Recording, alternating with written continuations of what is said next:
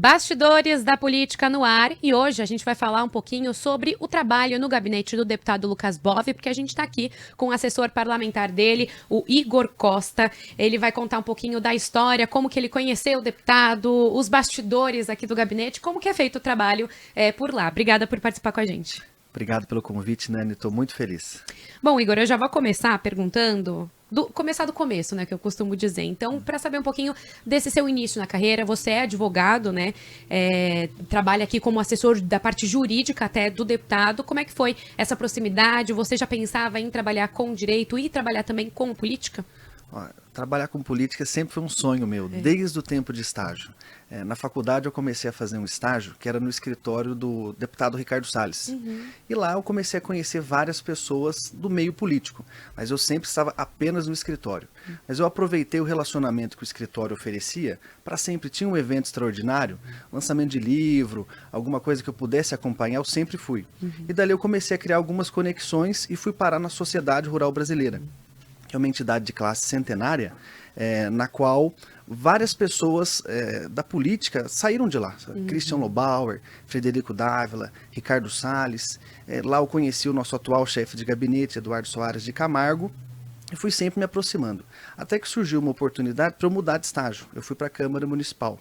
Passei lá por 2 gabinetes, comecei com estágio, depois me tornei assessor, e até que eu conheci o Lucas durante a campanha de 22, e assim que ele venceu a eleição, ele me convidou para trabalhar com ele, e eu estou nesse desafio agora.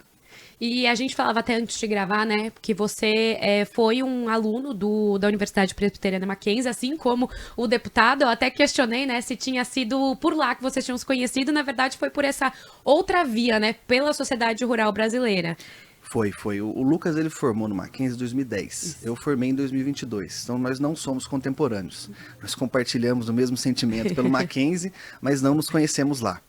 Eu realmente conheci ele por meio da Sociedade Rural Brasileira, Amigos em Comum, e foi algo muito informal. Durante a campanha, eu mandei um direct para ele. Falei, olha, gosto das suas propostas, das suas pautas, eu estou à disposição se você quiser tomar um café. Nós fomos tomar um café, começou um bate-papo e justamente aí por meio das universidades que nós nos aproximamos. Levei ele para dar algumas palestras nesse período eleitoral, criou uma conexão, ele viu quem eu era, os meus pensamentos, e quando ele venceu, sem me conhecer muito, mas pegando referências de alguns amigos em comum, ele me convidou para o gabinete. E como é que são as suas atividades aqui no gabinete? Você começou já no início do mandato dessa legislatura, em 15 de março do ano passado. Exatamente, no dia 15 de março eu comecei com ele. Como o Lucas é um deputado de primeiro mandato, a gente ainda não estava muito bem estruturado. Eu achei que eu viria para fazer comissões, que é o que eu fazia na Câmara Municipal. Só que aconteceu, dei para uma parte mais de relações institucionais. E tem sido um período muito prazeroso. Nós cuidamos do relacionamento com os vereadores, com os prefeitos, secretários e muito também com as instituições aqui do Estado de São Paulo. Tribunal de Justiça, Ministério Público, Tribunal Regional Eleitoral, as universidades, como o Lucas hoje é vice-presidente da Comissão de Educação, nós tentamos cada dia mais estreitar os relacionamentos com as universidades. Eu sempre friso o Mackenzie por ser do Mackenzie, mas as estaduais ele tem um ótimo relacionamento, com o ITA ele tem um ótimo relacionamento também, as privadas aqui da capital como o INSPER, SPM, as ligas universitárias, especialmente as voltadas para o agronegócio, tem um relacionamento muito bom com o nosso gabinete, que também é um gabinete jovem. Sim. Nós temos ali uns 6 ou 8 assessores que são todos recém-formados, na faixa, vamos dizer, de 22 a 30 anos. Então, a gente tem um relacionamento muito estreito com as universidades. Essa questão de ter pessoas mais jovens, isso modifica ali o trabalho, né? Porque no final das contas o deputado também é um deputado jovem e a gente vê esse movimento da própria política tentando se aproximar dessas gerações mais jovens. Então isso mais jovens, né? Isso ajuda também? Ajuda muito, isso é muito interessante. Nós temos um chefe de gabinete que é mais sênior. E isso é ótimo, porque ele nos ensina muito no traquejo, no relacionamento, como conduzir as coisas. Se fosse um gabinete inteiro de pessoas jovens, tenho certeza que não teria o sucesso que ele tem hoje. Estaria talvez uma loucura ali, né? Talvez um pouquinho caótico, vamos dizer assim. Não dá para ser só jovem. Exatamente isso. Então, essa mistura lá é muito interessante. Um chefe de gabinete sênior que já passou por diversos conselhos. Nós temos um coronel da PM no gabinete também, reformado, que tem uma experiência muito grande. Então, eles ajudam a conduzir essa moçada que tem uma energia, tem uma preparação muito alta, e eles vão nos preparando ainda mais para conseguir administrar o gabinete, que é um desafio. Eu queria entender até um pouquinho dessa diferença, né? Porque você falou da questão que você veio para cá achando que ia trabalhar com as comissões, que era o que você fazia na Câmara Municipal, e tá indo para essa parte de relações institucionais. Então, como que é essa separação? Qual que é o diferencial ali? Não o diferencial, mas o trabalho diferente que se faz nessas duas funções? Isso é uma situação que a gente sempre tenta traçar bem no gabinete. Tem que ter funções. Cada um saber a sua atividade específica. Nós temos 3 colegas que cuidam de comissão, acompanhar a pauta, acompanhar os projetos, acompanhar diário oficial. Senão você realmente não consegue conduzir tudo. Porque, exemplo, o deputado teve uma votação muito expressiva em Ribeirão Preto. Nós temos que ir até lá, cultivar o relacionamento, cultivar os nossos parceiros, entender as demandas. Então tem que ter uma divisão. Pessoas que ficam na Alesp para cuidar do dia a dia do deputado para que tenha êxito, e a outra parte do gabinete que cuida dessas relações com o Estado todo, que é gigante. Você vai para Presidente Prudente, você gasta 6 horas para ir, você tem que ficar 2 dias lá para aproveitar e tratar todas as demandas. Então o Lucas ele tem feito esse trabalho de realmente especificar o que cada um cuida. Claro que no meu caso específico, eu também acompanho os principais projetos. Como eu tenho relacionamento com as secretarias, quando precisa de um parecer para o nosso time que cuida das comissões, a gente conversa muito, mas nós tentamos dividir para explorar o potencial de cada membro da equipe. Então tem também essa separação, mas não que você não também se envolva com os projetos diretamente, são só alguns ali, porque como você disse, essa relação institucional do gabinete, ela é muito importante, porque tem os vereadores que, o deputado ele tem essa proximidade grande, né, com vereadores, com prefeitos, então tem ali esse seu dia a dia que é mais voltado para manter a relação, mas um ou outro projeto ainda dá para dar uma olhada. Não, com certeza. Os principais projetos do deputado, todos do gabinete conhecem. Sim. Desde a imprensa, nós sempre fazemos o seguinte, os principais projetos que o deputado toca, toda a equipe tem conhecimento. Desde quem atende o telefone, para saber explicar quando recebe uma ligação, para dar o devido encaminhamento dentro do gabinete. Mas nós buscamos apenas fazer essas divisões para ter pontos focais. Olha, quem está responsável por tal assunto, quem está responsável por tal comissão, para não deixar ter nenhum tipo de assunto perdido dentro do gabinete. Bom, e também agora aproveitando o nome aqui, né, do nosso podcast, Bastidores da Política, eu queria que você contasse, né? A gente já está aí há 1 ano e meio dessa legislatura, você chegou dia 15 de março, então já estamos caminhando aí para 2 anos quase, vai. Então eu queria que você contasse algum bastidor que tenha te marcado dessa época, pode ser algum bastidor que tenha te deixado mais feliz, talvez um pouco pensativo, alguma história curiosa, o que você conta pra gente? Olha, eu queria contar um caso específico, que é o relacionamento que o Lucas tem com as universidades. Eu acho que isso é fundamental. Ele hoje tem um relacionamento, vou frisar esse do Mackenzie, que nós fizemos um projeto fantástico. Ele pegou um livro sobre a história do Marechal Rondon, baseado na filatelia, que é uma personalidade nacional pouco explorada, mas muito relevante para a formação do nosso país. Ele conseguiu uma emenda em que ele está distribuindo 4.500 exemplares na região de Campinas e na região de São Paulo e as cidades ao redor. Por que esse trabalho? Porque ele vai valorizar uma figura histórica, ele levantou um concurso de redação na rede estadual de ensino, e o primeiro colocado do concurso da Grande São Paulo e o primeiro colocado da região de Campinas vai ser agraciado com uma bolsa de graduação no Mackenzie.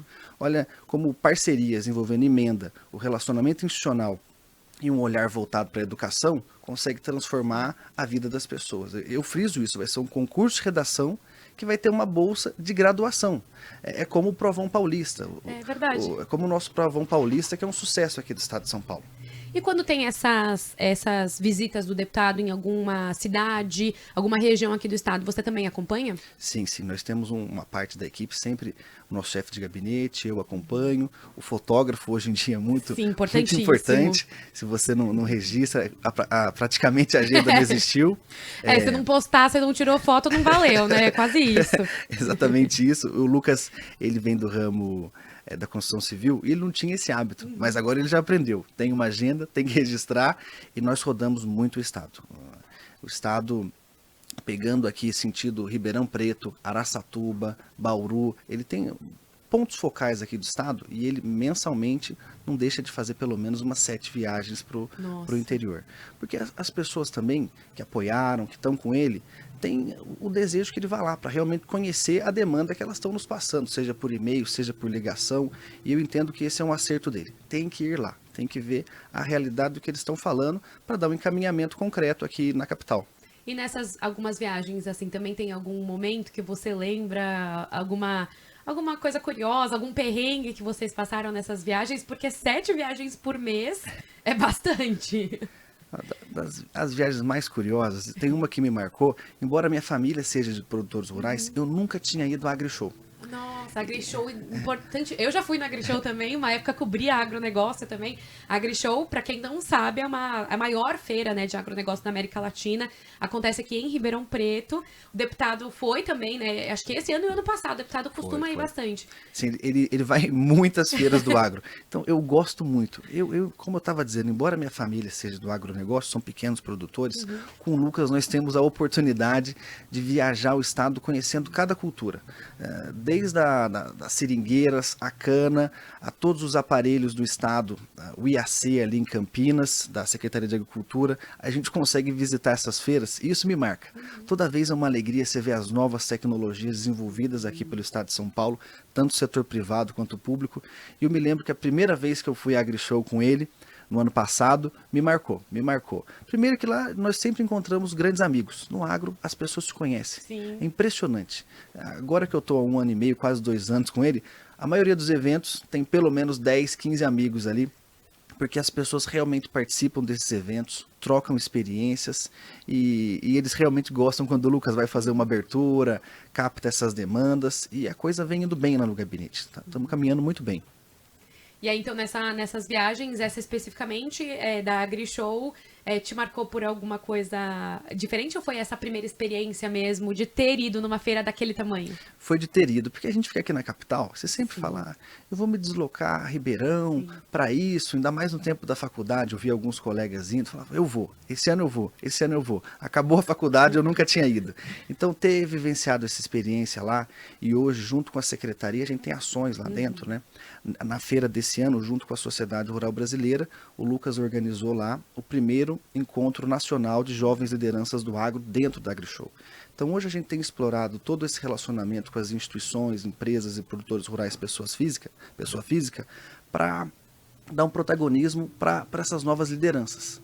Dentro desse exemplo também, né, hoje o Lucas está muito próximo do secretário Guilherme Piai da Agricultura. Eles estão criando lá, vai ser constituído agora no dia 26 de setembro, o Conselho Jovem da Secretaria de Agricultura. O Lucas tem esse olhar muito forte, com as novas lideranças. E lá na AgriShow, no ano passado, me marcou muito isso, ver esse relacionamento que ele tem de abrir as portas para as novas lideranças. Eu quero seguir mais daqui a pouquinho sobre a sua participação, né? A sua participação em instituições que são vinculadas ao agro, esse seu histórico, mas antes, queria perguntar como que é trabalhar com um deputado, né? Ele é um deputado muito exigente, como que é o dia a dia com ele? O Lucas, ele é uma pessoa intensa. Isso é interessante com ele. Ele é muito aberto às sugestões. É interessante que os colegas, eu sempre apresentamos propostas, ele sabe dizer sim e vai de cabeça, mas também sabe dizer não. Sim. Ele tem uma carga horária intensa de trabalho, ele acorda cedo e dorme tarde, mas eu tenho percebido que lá no gabinete todos gostam de política, gostam das nossas pautas e estão trabalhando com paixão. Paixão pelo Estado de São Paulo e paixão aqui pela Assembleia Legislativa. Olha, eu trabalho com muita alegria. E você você falou dessa abertura até, né? Chegou algum projeto que você já tenha sugerido para o deputado, algum tema específico que você já tenha sugerido? O primeiro projeto de lei dele aprovado, que é o Rotas Rurais, foi sugestão desse nosso grupo, junto com a Sociedade Rural Brasileira, o Sindicato Rural de Ribeirão Preto. No que consiste esse projeto? Hoje os produtores rurais, os produtores rurais não tinham como fazer um pedido porque eles não têm CEP. Eu preciso fazer uma entrega de insumo na minha propriedade, preciso pedir uma pizza, preciso de um atendimento hospitalar. Então, dessa demanda concreta, o Lucas constituiu o primeiro projeto de lei dele aprovado e sancionado, que é um QR Code, você tem um código vinculado ao Google Maps, em que você salva ele e joga na pizzaria, joga para o hospital, fica salvo a rota e vai até a sua propriedade rural.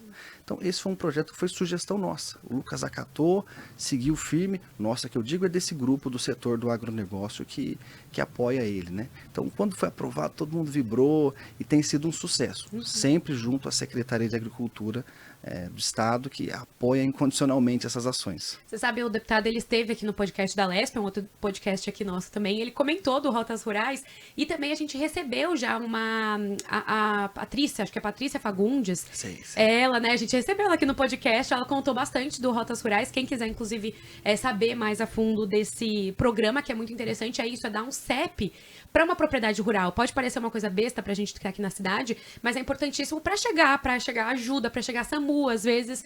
Então, esse Rotas Rurais, a gente tem aqui também um episódio... Isso que você disse, Nani, é muito interessante, porque a Assembleia Legislativa tem que estar próxima do Executivo. Sim. Esse projeto, se não tivesse sido muito bem costurado com o Executivo, com a Secretaria de Agricultura, talvez não fosse esse sucesso que é hoje. Hoje é uma continuidade, né? Eles continuam mapeando. Parece que uma hora vai mapear e vai acabar, mas eles continuam mapeando mais propriedades e mais lugares para levar esse CEP para todos os lugares do estado, né? Exatamente. Os sindicatos rurais estão juntos, as prefeituras do interior estão juntas, porque nos pequenos municípios, a maior parte da população muitas vezes está na zona rural. Então, esse projeto realmente é o primeiro do Lucas e foi um sucesso, Bom, seguindo aqui então, já aproveitando que a gente continua até nesse gancho da agricultura, mas para saber um pouquinho da sua atuação, né? Como nessas instituições ligadas ao agronegócio, você falou da Sociedade Rural Brasileira, mas também participa de outra instituição, né? Eu comecei na Sociedade Rural Brasileira e lá comecei a conhecer pessoas, né? De lá nós fundamos a Liga Acadêmica Estudantil Agromac, no Mackenzie. E é interessante que na universidade tem todos os tipos de pessoas. Lá eu fiz um grande amigo, se chama Guilherme Gandra, e o avô dele é presidente do Conselho Consultivo de Direito da FEComércio. E ele me convidou também para participar. Então, o que eu sempre digo quando eu dou algum tipo de palestra com os alunos das universidades faça um relacionamento. As portas vão se abrindo, você nem espera, vem um convite, você está em um novo espaço de decisão, tomada de decisão, ou mesmo de discussão. Então, eu comecei na Sociedade Rural Brasileira, hoje estou na FEComércio, e o Lucas também me colocou no Conselho Deliberativo do Fundepec, que é o Fundo de Desenvolvimento da Pecuária do Estado de São Paulo. Esse fundo é muito interessante, porque hoje, se acontece, por exemplo, uma contaminação com aftosa no rebanho, você abate o gado. Como que eu reembolso essas pessoas? Não tinha um mecanismo. Então, o Fundepec tem essa finalidade, de pagar para aquele que abateu um gado contaminado, para que o nosso Estado, vou pensar no Estado, não no país, não tenha nenhum tipo de bloqueio para exportação. Hoje, não tem nenhum tipo de mecanismo que obrigue compulsoriamente o produtor a pagar. E a Assembleia vem discutindo como criar esse mecanismo para que o nosso fundo seja compulsório, como é o de Goiás. Porque senão as pessoas omitem esse tipo de doença no gado. E quando você menos espera, ela proliferou, o país fecha a sua exportação para as nações que são mais rigorosas e cria um colapso financeiro. Nossa. Eu fiquei com uma dúvida aqui, porque a gente acaba até saindo um pouco do assunto do podcast, mas é o seguinte, porque a gente teve as enchentes, né, no sul, no Rio Grande do Sul, e muitos produtores perderam rebanhos. Isso também está sendo discutido porque é uma questão até de mudança climática que pode cada vez continuar impactando, né, ou impactar de outras formas no agro, no geral. Isso, o governador Tarcísio teve um olhar muito atencioso, né? O Lucas fez uma sessão solene, umas 3 semanas atrás, homenageando todos os policiais militares, os membros da Defesa Civil e bombeiros que foram atuar no Rio Grande do Sul.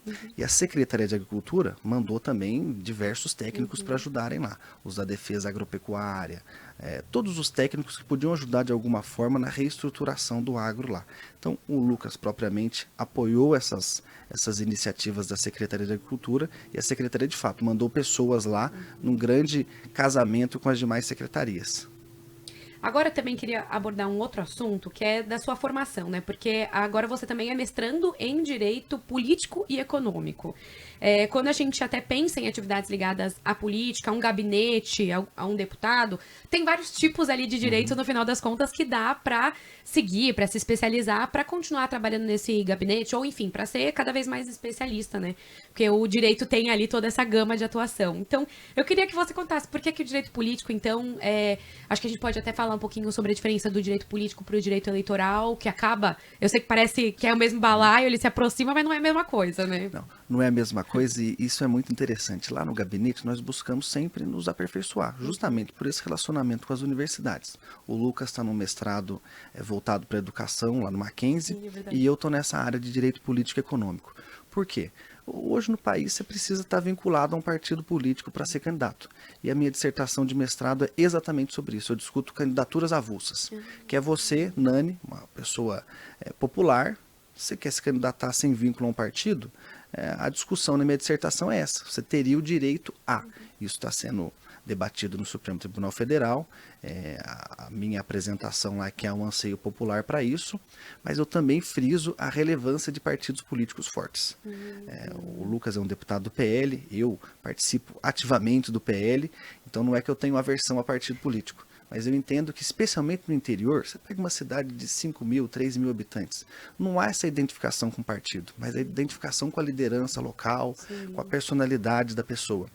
Então, a minha dissertação discute esse tema, muitas pessoas gostam, você vê que até pauta hoje na eleição municipal aqui de São Paulo, vários candidatos falam sobre esse tema.